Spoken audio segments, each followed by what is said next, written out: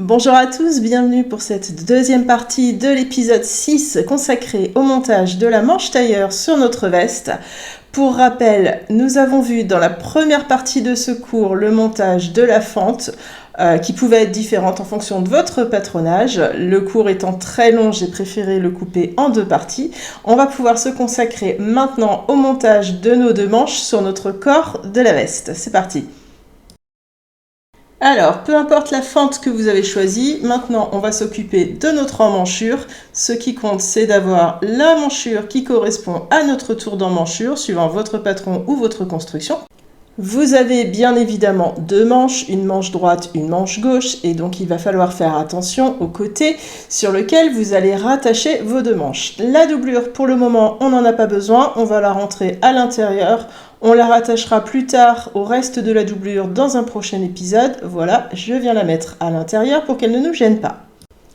Et je vais maintenant aller m'occuper de mes crans, toujours aussi important sur le montage de notre veste. Vous avez donc une manche qui va aller sur l'emmanchure droite, une manche qui va aller sur l'emmanchure gauche. Le but étant de ne pas inverser les manches pour se retrouver avec des bras qui partent vers l'arrière du corps. Alors, comme d'habitude, vous avez vos deux crans sur le devant. Ces deux crans, on les retrouve sur votre manche. Donc là, j'ai bien mes deux crans. Ça veut dire que cette manche va aller sur le côté droit de ma veste, de façon à pouvoir aligner mes deux crans devant sur les deux crans d'emmanchure. Je vous fais l'explication comme d'habitude sur une manche, une partie de la veste. Bien évidemment, vous ferez les deux en même temps. Donc, vérifiez bien votre ligne de coude et le sens de votre manche pour pouvoir placer de chaque côté vos manches du bon côté. Comme d'habitude, je vous conseille de travailler vos deux manches en même temps, en parallèle, pour être sûr que vous posez vos fronces et vos modifications de façon bien symétrique sur les deux. Au niveau de nos crans, on a donc nos deux crans de devant. Nous avons le cran de tête de manche qui viendra sur la ligne d'épaule, le cran de dessous d'emmanchure et le cran qui va se retrouver aussi sur le dos qu'on viendra placer. Hop, voilà, sur le dos. Donc normalement, vous avez au minimum 4 crans sur votre manche, peut-être plus, en fonction du patron. Ça vient normalement bien s'imbriquer. On se rend juste compte qu'on a de l'embu sur la tête de manche, ce qui est tout à fait normal pour une manche tailleur. Alors, l'embu, ça va être quoi? Ça va être une valeur de tissu qui, une fois que vous aurez aligné vos crans, va se retrouver un peu en trop sur le dessus de votre tête de manche. Vous allez voir qu'effectivement, si vous essayez de l'aligner, vous avez trop de tissu.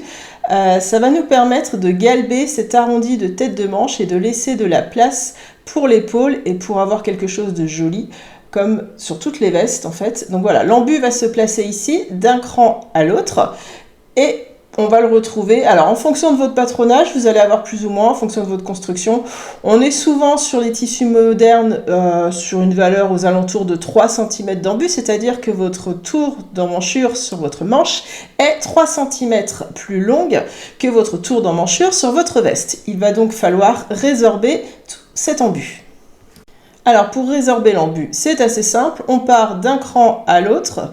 Et on va venir placer 2 fils de fronce à la machine. 2 parce que c'est toujours plus facile de resserrer et de froncer un tissu, surtout quand il est épais, avec 2 fils. Et puis si jamais vous en cassez un, il vous en reste un de secours.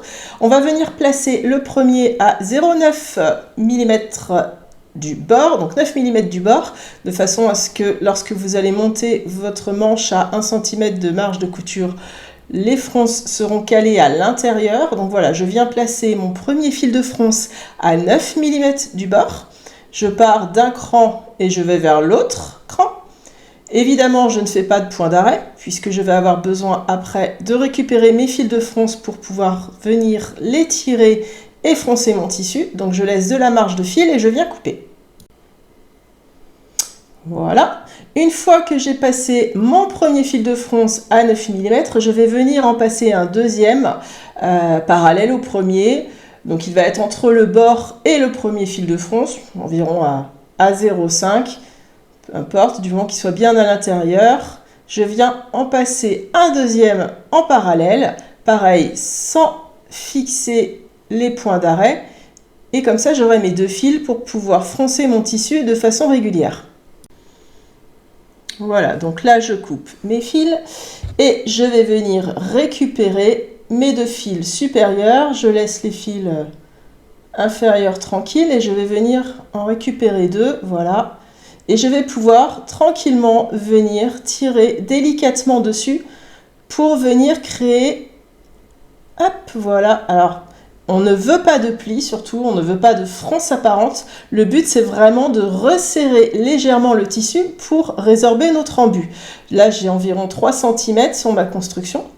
Donc, je viens bien dispatcher et disperser mes fronces, mais alors vraiment toutes petites. Il ne faut vraiment pas créer de plis. Alors, plus le tissu est épais, plus c'est un peu compliqué à froncer. Mais ça se fait bien. En général, on n'a pas trop de tissu à résorber. Ça se fait tranquillement. Voilà, je pars d'un côté et de l'autre et je viens tranquillement disperser ma valeur. Et là, je vois que ma tête de manche est en train de se former en arrondi déjà. Voilà, donc je vais garder mes fils de fronce en attente sur le côté. Je peux les attacher à une épingle s'ils ne tiennent pas, si le tissu glisse. Là, je suis sur un lainage, ça tient tout seul. Je vois que j'ai mon arrondi qui se forme. Voilà. Et je vais pouvoir aller voir sur ma veste comment ça se pose et si j'ai assez ou pas assez tiré sur mes fils de fronce pour arriver à la même valeur de tissu sur la manche que sur la veste. Pour vérifier, je vais mettre quelques épingles. Je reviens placer mes crans, mes 2 crans endroit sur endroit, voilà. Le plus simple pour épingler la manche, ça va être de passer par l'intérieur de la veste.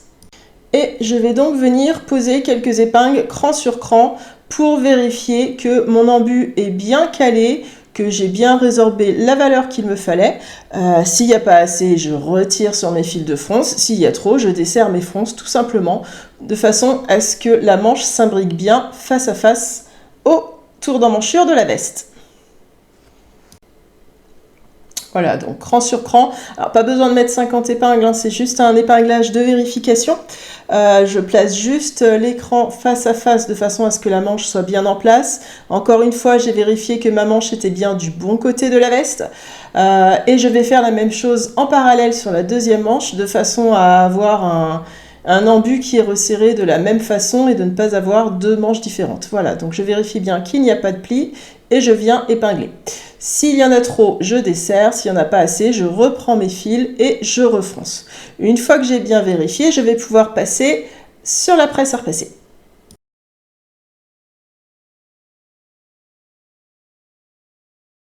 Voilà, donc là j'ai vérifié. Je réenlève mes épingles et je passe sur ma table. Je vais venir chauffer à la vapeur mon tissu de façon à bien caler mon arrondi de tête de manche. Alors, je vais utiliser soit un coussin, soit un bout de Jeannette, ça c'est très pratique aussi. Vous enfilez votre tête de manche sur votre coussin, si vous avez la bonne taille, sinon vous prenez votre Jeannette. Le but va être de venir chauffer notre tête de manche en arrondi sans l'écraser. Donc on ne pose pas le fer sur le dessus de la tête de manche, le but c'est surtout pas de l'écraser, on veut créer un joli arrondi qui se tiendra bien en place sur notre veste. Donc on va venir par dessous pour fixer nos fronces en place. Alors, évidemment, si votre tissu permet la vapeur et la chaleur, on peut y aller franco. Si vous avez un tissu fragile, faites attention, vous y allez juste à la vapeur en tenant votre fer un peu éloigné. Voilà, donc là je viens fixer mes fronces à la chaleur, j'attends que ça refroidisse et je retire ma tête de manche de mon coussin et j'admire l'arrondi qui s'est déjà bien mis en place tout seul. Voilà, donc là c'est refroidi, je peux enlever. Je vérifie que j'ai un bel équilibre dans mes fronces. Je n'ai toujours pas de plis, tout va bien, c'est équilibré et je vais pouvoir venir épingler ma tête de manche sur ma veste pour la monter. On enlève les fils de fronce, comme ça on est sûr qu'ils ne dépassent pas. Je reviens prendre mon emmanchure et je reviens une nouvelle fois poser mes épingles. Alors cette fois-ci de façon bien définitive, de façon à pouvoir passer sur la machine à coudre. Donc les 2 crans sur les 2 crans, le cran du dos sur le cran du dos. C'est un petit peu plus compliqué de trouver le cran de tête de manche parce que du coup il est perdu un petit peu dans les fronces, mais en général on le retrouve facilement. Et on vient l'aligner sur notre ligne d'épaule sur la veste. Alors voilà, je vais remettre ça en place tranquillement. Cran sur cran, bien en place. C'est la condition pour avoir une manche qui tombe bien et pour avoir 2 manches identiques surtout.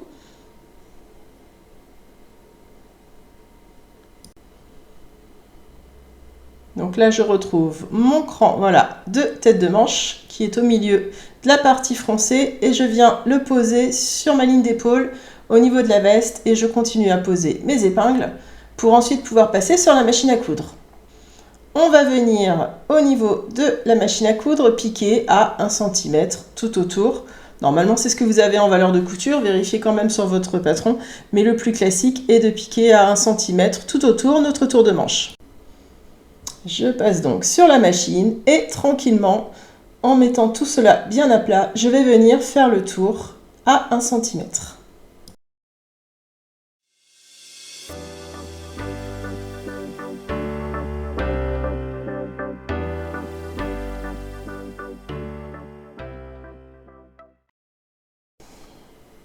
Voilà, ma première manche est cousue, je vais pouvoir faire la même chose avec la deuxième. J'enlève toutes mes épingles et je vais aller voir si tout se passe bien sur l'endroit de mon tissu. Donc on vérifie que tout est bien équilibré, qu'il n'y a toujours pas de plis qui se sont formés sur la machine. S'il y en a, eh bien on n'hésite pas à défaire, à découdre pour venir reformer nos fronces bien en place et avoir une jolie tête de manche. C'est important, c'est ce que vous voyez bien sur votre manche.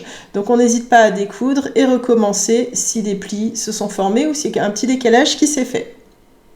Là, je vérifie, je vois que j'ai un joli galbe. Je n'ai pas encore d'épaulette, mais je vois que déjà, grâce au travail des fronces que l'on a fait, on a la manche qui se met bien en place et qui crée une place bien nette pour poser l'épaule à l'intérieur de la veste. Notre valeur de couture, on va venir la coucher à l'intérieur de la manche. On va venir faire un petit repassage, voilà, pour marquer, pour bien aplatir comme ça la valeur de couture à l'intérieur. Encore une fois, on ne pose pas le fer sur la tête de manche, on ne veut pas l'écraser puisqu'on vient de le mettre en relief.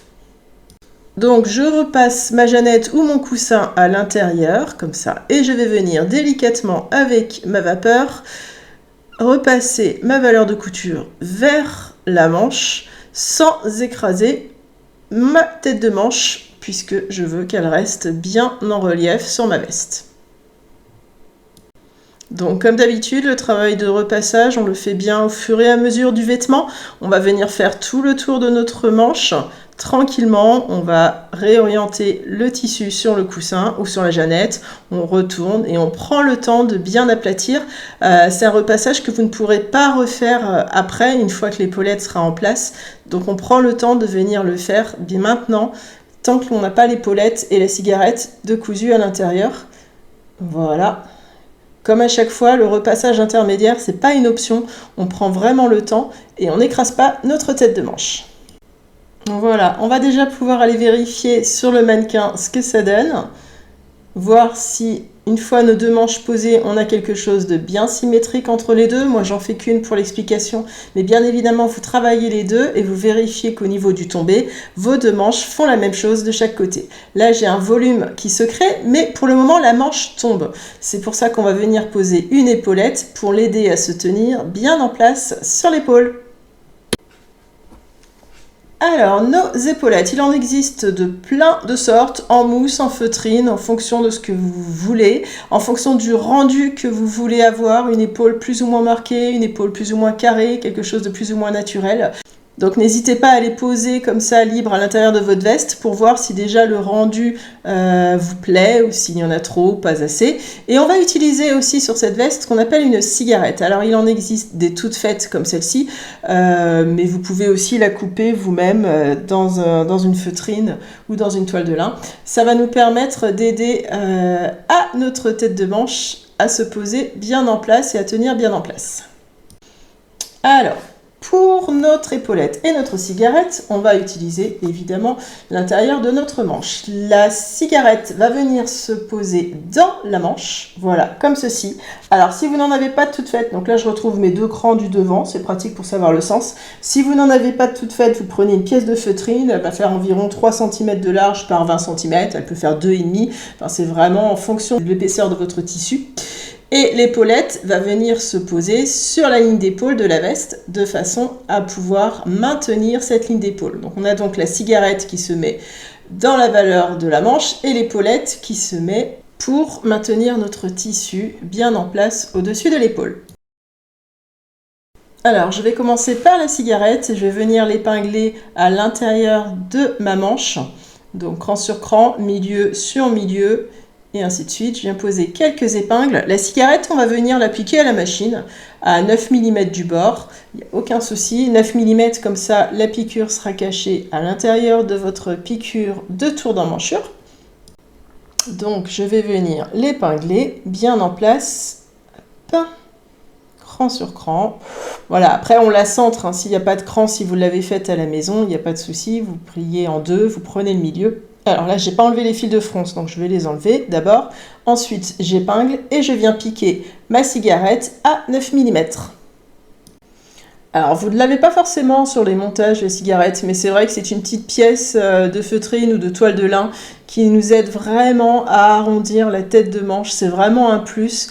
Bien évidemment, dans le prêt-à-porter basique, vous n'en avez pas. Mais là, c'est vraiment quelque chose qui vous donne un plus à votre veste et qui va vous permettre dans le temps d'avoir une manche qui tient quand même bien sur votre bras et qui vieillit bien. Vous vous donnez du mal à fabriquer votre veste, donc on fait quelque chose de bien qui tiendra dans le temps. Voilà, donc je pose quelques épingles bord à bord, la valeur à l'intérieur de la manche et je vais venir piquer à 0,9 tout autour d'un bout à l'autre. On n'épingle pas la cigarette en tordant la manche dans l'autre sens, puisque le but c'est que votre manche se mette bien en arrondi, donc faites bien attention voilà, à tenir votre tissu bien dans sa forme définitive quand vous épinglez votre cigarette. Là, j'ai piqué à 0,9 d'un bout à l'autre, la cigarette est en place et on voit que l'arrondi de notre tête de manche est bien en place et joli. On n'a pas de doublure encore à l'intérieur, mais là on a déjà quelque chose qui se met de façon bien arrondie et jolie. On va pouvoir passer à notre épaulette. Alors, notre épaulette, en général, elle est plus petite sur les vestes femmes que sur les vestes hommes. Elle peut être symétrique ou asymétrique. Celle-ci est symétrique, donc je ne vais pas avoir de mal pour la mettre en place. Là, j'ai une épaulette qu'on met surtout sur les costumes hommes. Vous voyez que on a une partie qui est plus large. Ça va être la partie que vous allez mettre sur le dos de la veste. Ça nous permet d'effacer le creux de l'omoplate. C'est pour ça que l'épaulette est souvent utilisée chez les hommes.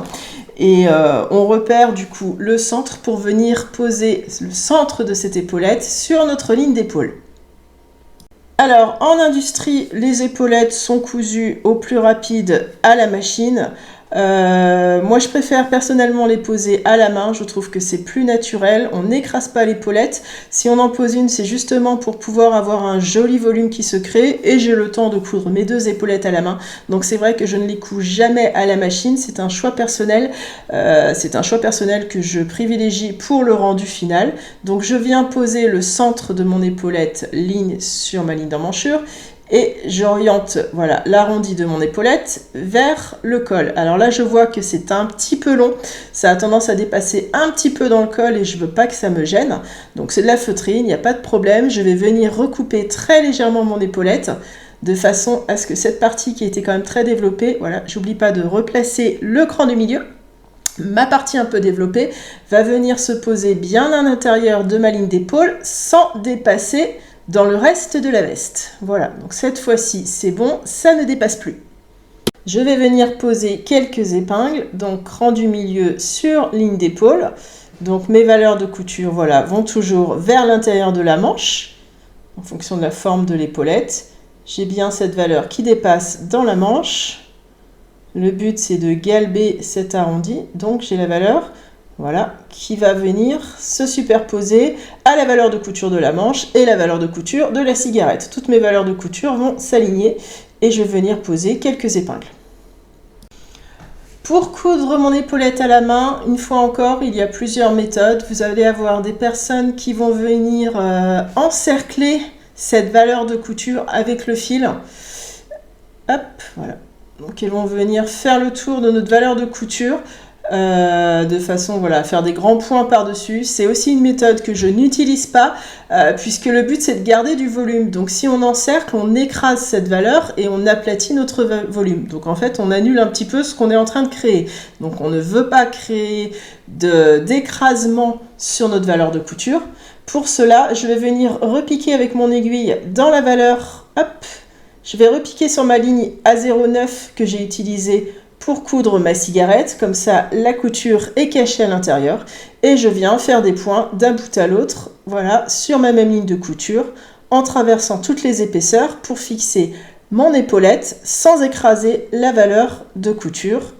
Et je vais d'un bout à l'autre comme ça, de façon à garder quelque chose de joli. Une fois que c'est fait, je vais à l'extrémité, j'ai récupéré mon cran de milieu. Là, pareil, je vais utiliser la valeur de couture de la ligne d'épaule. Donc, soit à la machine, je fais quelques points. Je le fais souvent à la main, ça prend 3 secondes. On a déjà l'aiguille dans la main. On vient fixer notre extrémité sur la valeur de couture, de façon à ce que notre épaulette ne bouge plus et reste bien en place. Une fois que c'est fait, on fait la deuxième de la même façon.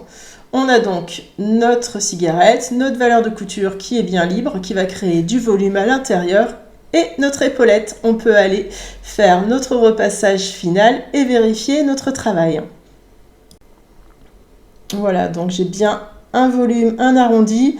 Ma manche est bien maintenue, tout se pose bien en place, je n'ai pas de fronce apparente, je n'ai pas de pli, ma manche tombe bien, l'épaule a de la place pour se mettre, le bras aussi. Et je vais pouvoir venir faire un repassage léger sur le dessus, encore une fois, sans écraser la tête de manche. On vient repasser comme ça. Hop, donc là, j'ai bien mon arrondi qui est créé par ma cigarette et les valeurs de couture. Et je vais venir poser le fer tout le long pour venir fixer tout cela à la chaleur. Donc ma manche est bien en place, je fais la deuxième de la même façon. Voilà, et surtout je ne viens pas écraser ce travail avec le fer.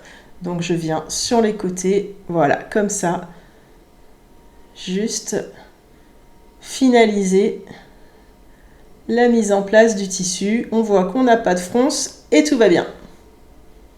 Petite vérification finale, on est en place, on fait la deuxième, on a une jolie manche, voilà, on mettra la doublure plus tard à l'intérieur, mais là déjà on a quelque chose qui est bien rond et bien en place.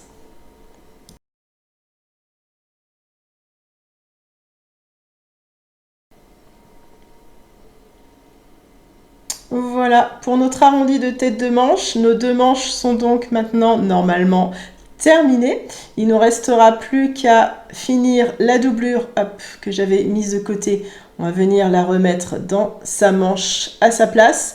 On la fixera au reste de la doublure dans une prochaine leçon. On va d'abord s'occuper de finir le corps en tissu. Ça va être plus simple plutôt que d'être embêté par de la doublure. Donc voilà, je la mets juste en place en attente pour être attachée. Plus tard, elle sera rattachée voilà, au reste de la doublure de notre veste. Mais dans le prochain épisode, on va finir de mettre en place le corps de la veste en tissu. La finition de la doublure sera donc pour l'épisode 8. Voilà pour le montage de votre manche. On se retrouve très vite pour l'épisode 7 pour monter le reste du corps de la veste. Je vous dis à très bientôt et bonne couture à vous.